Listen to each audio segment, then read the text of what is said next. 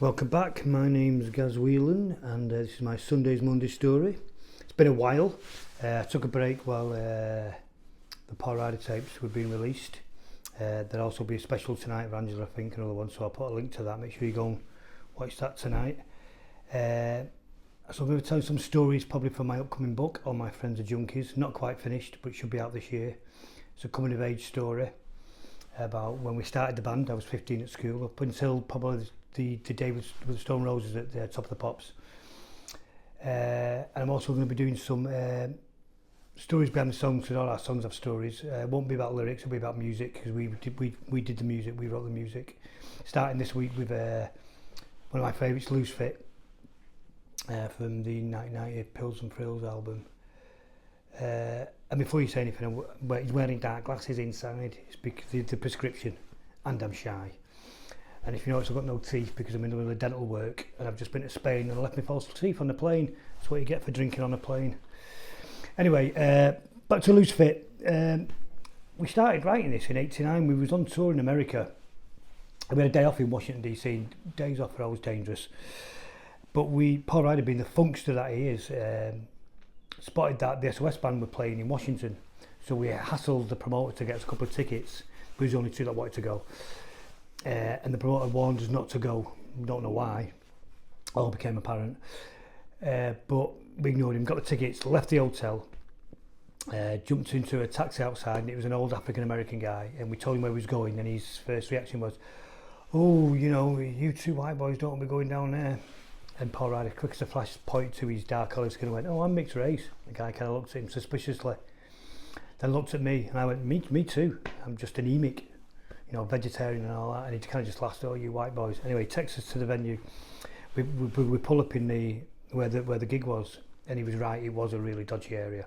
We get out of the cab, and it's apparent that we're the only two white people in this whole parish, which is not a problem in England, but America probably was. We would probably being a bit naive or drunk. The cab driver said, "Any trouble, I'll wait here. If you give me the fare back to the hotel as well up front, I'll hang on for you." So we said okay, so we negotiated. It's $25 or something. He said, right, he said, "If any trouble, just come out and I'll be here."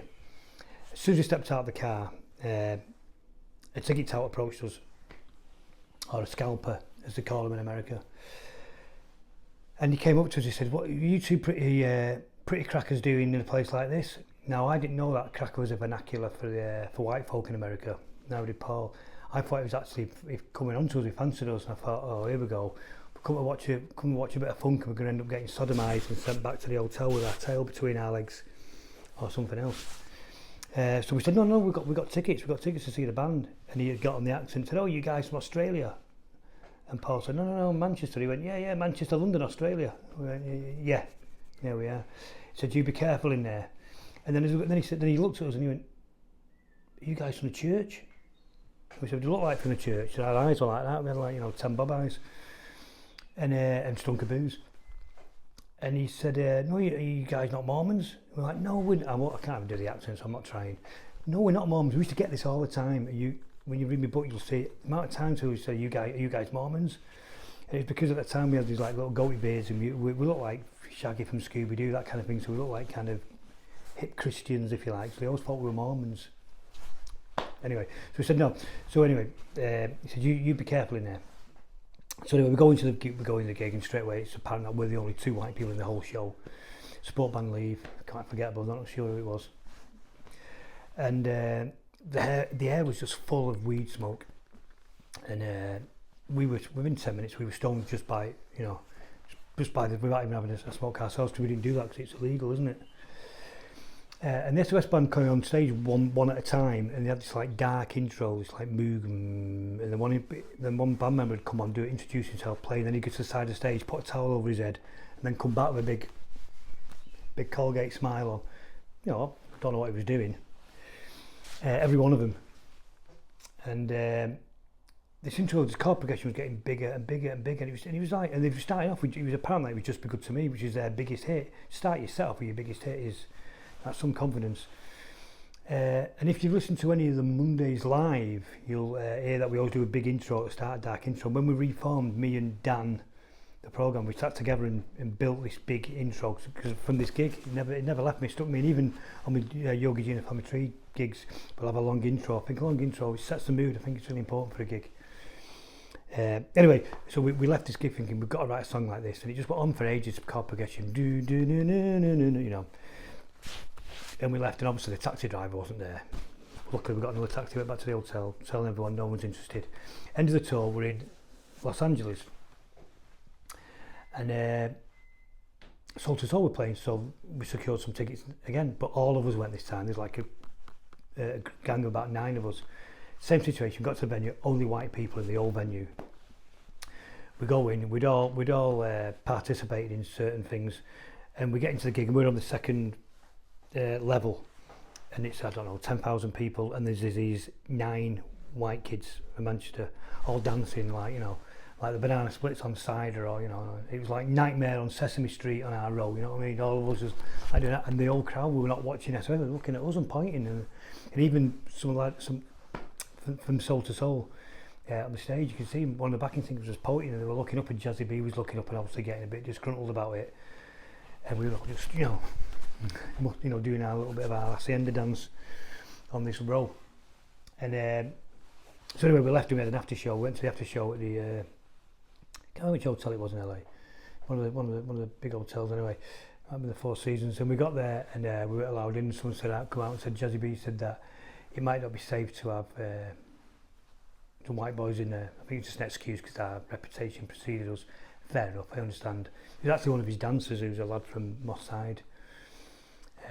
And we just left it and we went. But again, they had the intro to their songs were these big songs like the S.O.S band, but they added strings to it, and like, we've got to write. I mean, Paul and I were obsessed with getting a song like this, because we were both, Paul was real funk and I was into soul music, so we were like part of the band that were into that kind of thing. So we did the tour, finished, go home to Manchester, and of course we had a few days off, but Paul Ryder wouldn't let us, would he? Monday head. And the phone goes, let's go to rehearsals in Ancoats in Manchester. So we're going, to Mark Day was really pissed off, he didn't want to come in. So we get in there, me and Paul are jamming this song, and as the day goes by, getting this groove together, and then PD's put strings on and all that, and Mark Day come in and he'd got a new guitar. I remember it was a Fender Jubilee, like a silver thing, and he was doing all this kind of Frank Zappa stuff, and it just wasn't working. We had this groove tied, what the song is now, this groove tied down, and it was strings, and it was S.O.S band meets Soul to Soul meets, you know, I don't know, Slaughter the Dogs, I don't know, but it was like, you know, it was really working. And Mark wasn't in the mood, and I think he was a bit pissed off with me and Paul, because we seemed to be in the mood. So we were saying, stop playing all that mad guitar, play something simple. And he didn't want to, and he went, what, like this? And he did this to annoy us, and he went, me and Paul Ryder went, that, exactly that, because that's the song, isn't it? That's the best part of the song. And he was like, what, that? And we went, yeah, that, it's brilliant. And he wouldn't, and he was like, and I think he was a bit more annoyed that he hadn't angered us, and like it had an opposite effect. And he was like, okay, just all the way through. So I said, yeah. And then he kind of smiled, and we did it, and we were done. We were happy we left. And then when we went to record it later that year in LA, Capitol Studios, with Paul Oakenfold, we'd been given some Mexican herb that was very strong, so through the day the song kept slowing down, and the groove got slower and slower and slower, and that's how it ended up being that really slow kind of stoned groove with that wonderful Mark Day lick, which makes the song, that and Rowetta's vocal on the chorus makes the song, you know. And that's and that's the funny thing, is you write a song, we put all this time into it, me and Paul are getting in this soul song of this progression, and Mark and Rowetta came in and wrote their parts, and they're the two parts that make the song. I remember that time in the studio they had screens on it. It was the first time they had like 24-hour news bulletins, and it was when I think it was the first Kuwait war or something, so all the tracks were going in, so I'm presuming maybe the lyrics were from that.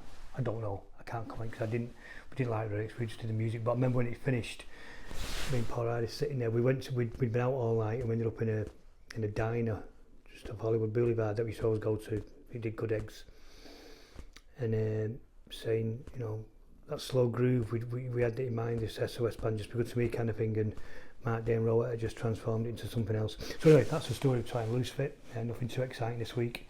Let's ease ourselves back in. The music playing in the background is, if you can hear it, is a version I did, a kind of undrugged, unplugged version of it, and I'm going to do an acoustic version at the end of this end of this post, so you don't have to listen to it if you don't want. So you can just turn off. I'll never ask anyone to subscribe or to press like, but all you people that did that and all you people that have subscribed, I really appreciate it, to listen to a boring old fart like me. Anyway, until next week, I'm going to be doing some meditation stuff as well, meditation short videos for people who hate meditation, yoga and hate all that, who are really cynical about it all, because I'm an Olympic champion at being a cynic. I don't believe anything, but it helps. Amazingly, meditation changed my life, so it's what I help other people. If you're interested in that, check in that. If you're not, wait till next week. Okay, until then, peace.